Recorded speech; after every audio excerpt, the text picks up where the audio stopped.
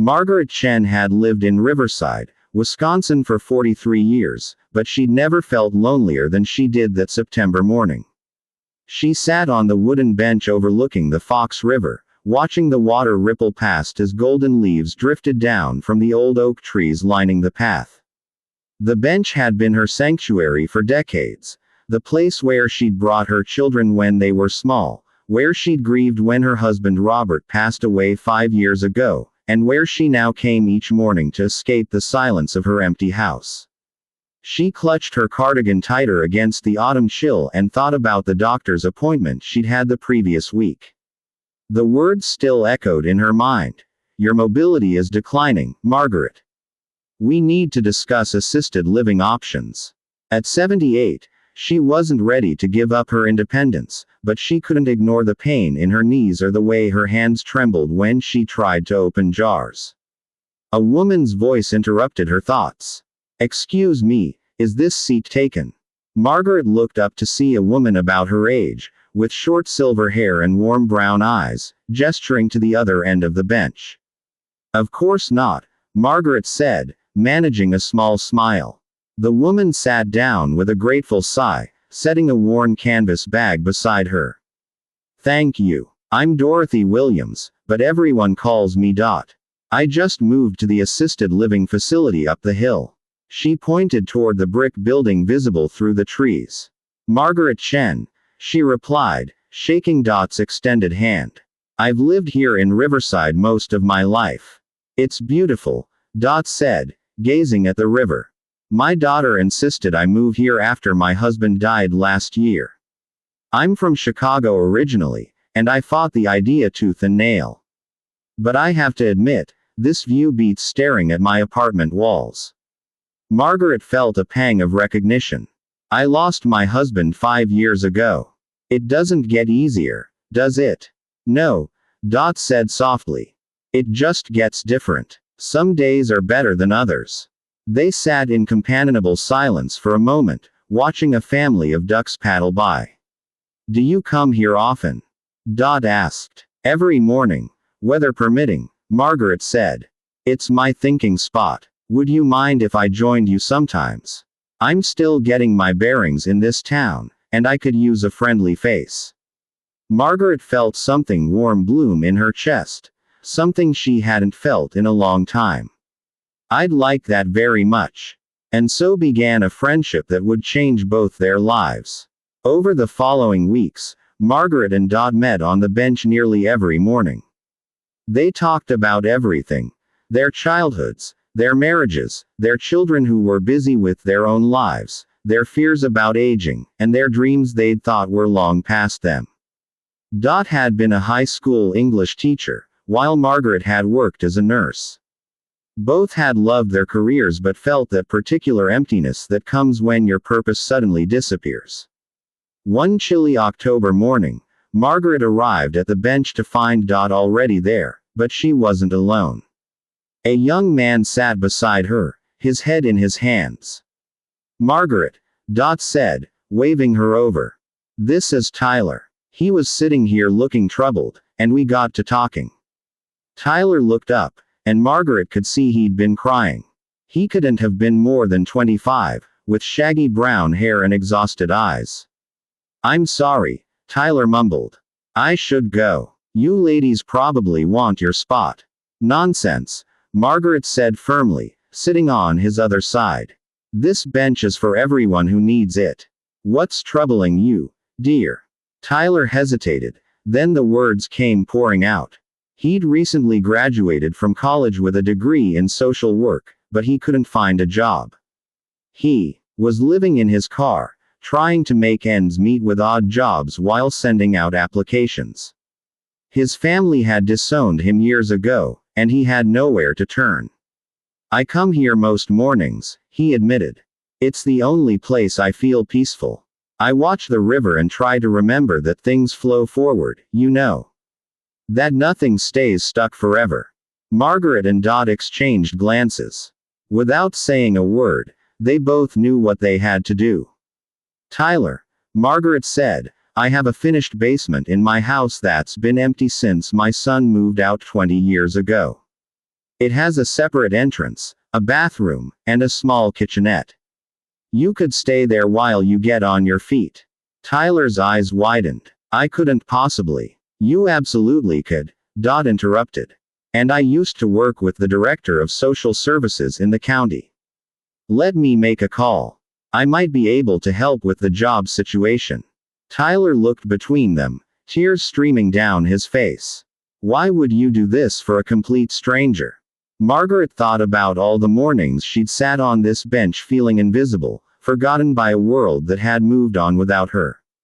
She thought about the kindness of strangers who'd helped her when Robert first died, the neighbor who'd mowed her lawn for months, the grocery store clerk who'd carried her bags to the car without being asked. Because someone was kind to me once when I needed it, she said simply. And because you're not a stranger anymore. You're Tyler. And you need help, and we can give it. Within a week, Tyler had moved into Margaret's basement. True to her word, Dot had contacted her friend at social services, and Tyler had an interview scheduled. But more than that, something remarkable began to happen in Margaret's house. For the first time in 5 years, there was life in it again. Tyler was respectful and quiet, but his presence changed everything. He insisted on helping around the house, fixing the leaky faucet Margaret had been meaning to call a plumber about, raking the leaves in the yard, and carrying her groceries in from the car. At first, Margaret protested, but Tyler was adamant. You're giving me a home, he said. Let me help you keep it. One evening, Margaret struggled to reach a serving dish on a high shelf in the kitchen. Tyler appeared at her elbow. Let me get that, he said, easily pulling it down. Thank you, dear, Margaret said. Then, surprising herself, she added, would you like to stay for dinner? I've made too much pot roast, as usual. Tyler's face lit up. I'd love that. They ate together that night, and it became a regular occurrence. Tyler would tell Margaret about his job search, and she would share stories about her nursing days. He made her laugh with his terrible jokes, and she taught him how to make Robert's favorite apple pie.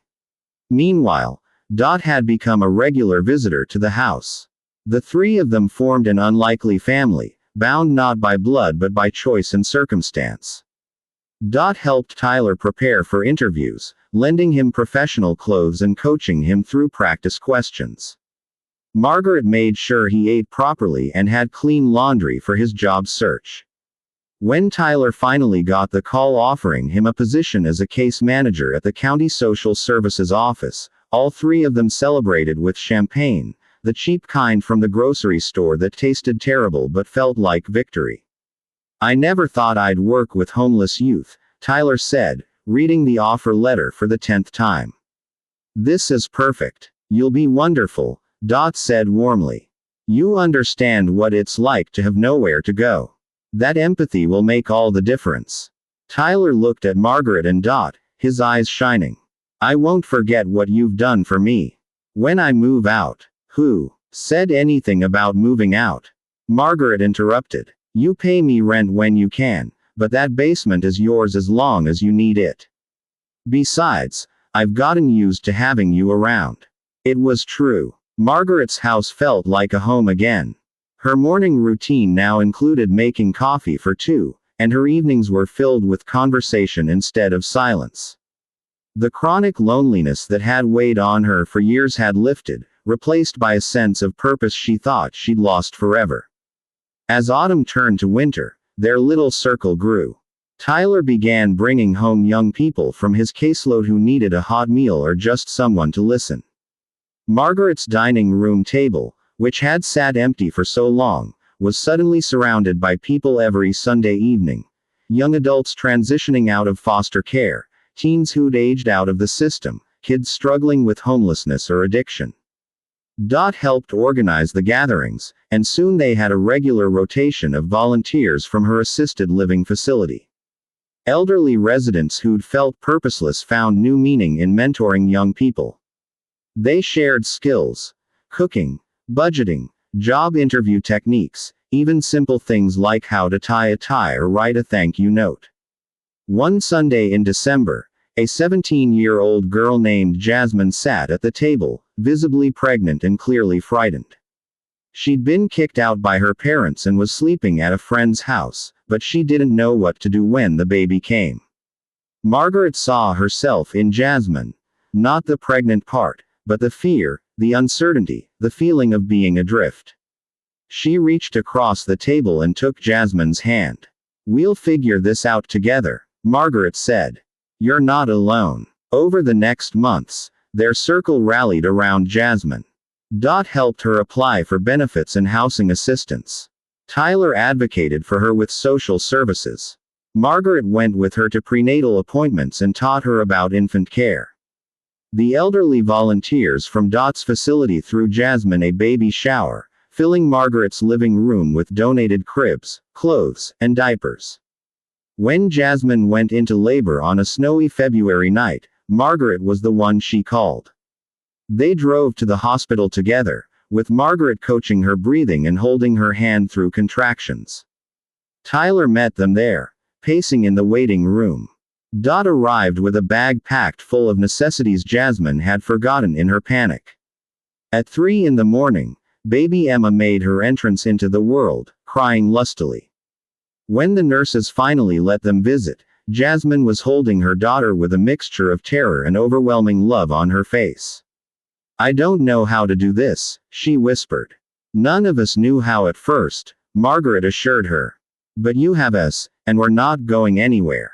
Jasmine looked around at the unlikely family gathered in her hospital room, an elderly Chinese-American woman who'd taken her in like a grandmother, a former teacher who'd become like an aunt, and a young social worker who understood what it meant to be abandoned. "Why?" Jasmine asked, tears streaming down her face. "Why do you all care so much?" Tyler answered. "Because someone showed me kindness when I had nothing. And it saved my life." Spring arrived, bringing with it new growth and possibility. Jasmine and Emma moved into a subsidized apartment, but they were regulars at Margaret's Sunday dinners. The house was now a recognized safe haven in the community, a place where young people in crisis knew they could find a meal, a listening ear, and practical help. Local churches and businesses began donating food and supplies. The story of the elderly women helping homeless youth had spread through Riverside, inspiring others to volunteer their time and resources. What had started as 3 people on a bench had grown into something much larger, a community support network that bridged the gap between generations. One warm May morning, Margaret and Dot sat on their bench by the river, watching the water sparkle in the sunshine. Tyler had joined them, as he often did before heading to work. "I've been thinking," Dot said. "We should make this official. Turn it into a proper nonprofit organization.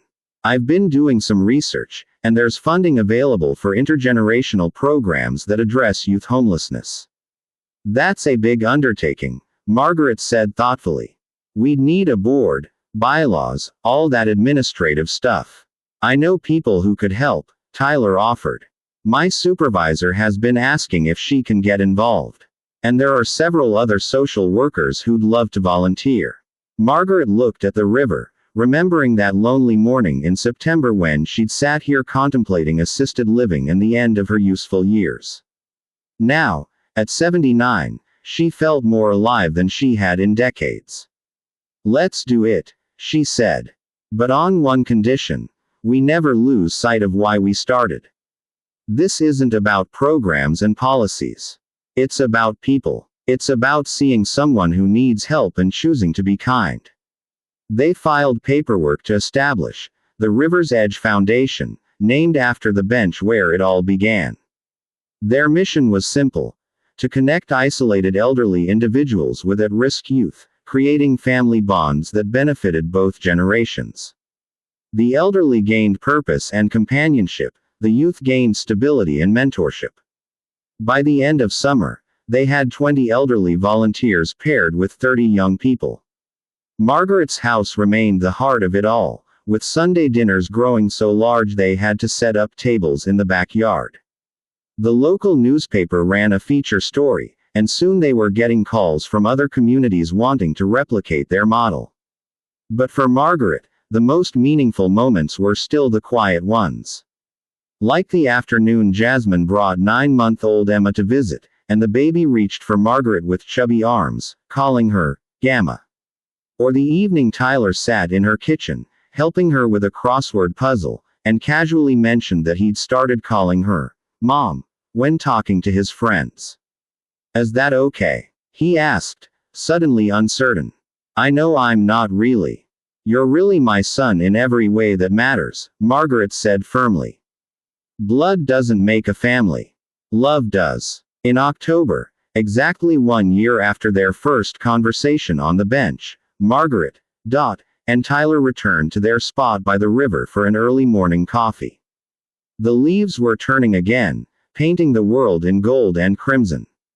Can you believe it's been a year? Dot marveled. I remember sitting here feeling so displaced, so unwanted. And now you're too busy to feel sorry for yourself, Margaret finished with a laugh. We all are. Tyler wrapped his arms around both of them. You two saved my life. I hope you know that. I was in a really dark place that morning. If you hadn't seen me, hadn't cared. But we did see you, Margaret said. And that's what matters. We chose to see each other when the world had made us all invisible. As they sat together watching the river flow past, other people began to appear on the path. Morning joggers, dog walkers, parents pushing strollers. Each one greeted them warmly. Many stopped to chat, to share updates, to thank them for what they were doing. An elderly man named Harold, who'd recently joined their volunteer program, walked by with his mentee, a 16-year-old named Marcus. Morning. Harold called out cheerfully. We're headed to look at that apartment Marcus found. Wish us luck. They remind me of us, Tyler said, watching them go. That's what this is all about, isn't it? Replicating these connections, over and over. Margaret nodded. Every person deserves to matter to someone. Every person deserves to be seen. Age doesn't change that. Circumstance doesn't change that. We all need each other. A young woman approached their bench hesitantly. She looked to be in her early 20s, with a backpack that suggested she'd been traveling light.